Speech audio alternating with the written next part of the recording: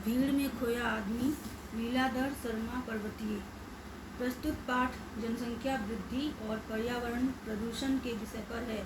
इस पाठ में बाबू श्यामलाकांत के परिवार द्वारा बताया गया है कि कैसे बढ़ती जनसंख्या विभिन्न प्रकार की समस्याओं का कारण बनती जा रही है और इससे कैसे संकट उत्पन्न हो रहे हैं।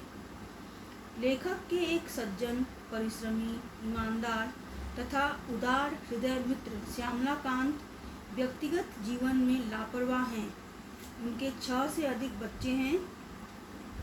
पिछली गर्मियों में लेखक इन्हीं मित्र की बड़ी पुत्री के विवाह में शामिल होने हरिद्वार पहुंचे। 15 दिन पूर्व प्रयास करने पर भी रेलगाड़ी में आरक्षण न मिला। किसी प्रकार लेखक खिड़की से रेल के डिब्बे में प्रवेश कर सके। लक्सर पर गाड़ी बदलने के लिए उतरने पर गाड़ी के अंदर से लोगों को छत पर बैठे देख कर लेखक ने सोचा कि लोग इस प्रकार अपने जीवन को खतरे में क्यों डालते हैं। स्टेशन पर मित्र का बड़ा पुत्र उन्हें लेने आया। मित्र के छोटे से घर में भीड़ देखकर लेखक परेशान हो गए। मित्र का बड़ा पुत्र स्नातक कर 2 वर्ष से बेकार है। पत्नी काफ़ी समय से बीमार है। प्रयत्न करने पर भी मित्र को ढंग का मकान न मिल सका। अस्पतालों में भीड़ के कारण डॉक्टरों ने अधिक ध्यान नहीं दिया।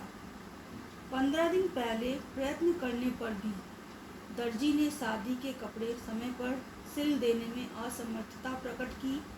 राशन की दुकान पर लंबे इंतजार के बाद पूरा राशन नहीं मिला। उपर्युक्त बातों से लेखक इस निष्कर्ष पर पहुँचे कि देश को आबाद तथा अनियमित ढंग से बढ़ती जनसंख्या की भीड़ ही इस अव्यवस्था का एकमात्र कारण है। लेखक के विचारानुसार सीमित परिवार, स्वच्छ वातावरण तथा संतुलित भोजन मिलने पर ही बीमारी से बचा जा सकता है। तीव्र गति से बढ़ती जनसंख्या अनुशासनहीनता को जन्म देती है। जनसंख्या वृद्धि के कारण ही आदमी भीड़ में खो गया है। लेखक के विचारानुसार अगर देश की इस आबाद गति से बढ़ती जनसंख्या को न रोका गया तो एक दिन हम स्वयं भी समस्या की भीड़ में खो जाएंगे। इस कथा प्रसंग में उठाई गई समस्याएं समाधान की ओर अग्रसर करती हैं। यह विषय हमारे देश की खुशहाली और भविष्य के लिए आवश्यक और महत्वपूर्ण है। बाबू श्यामलाकांत के अनियोजित परिवार का लेखा जोखा हमें परिवार के सुखी और संपन्न होने की दिशा में सोचने पर मजबूर करता है।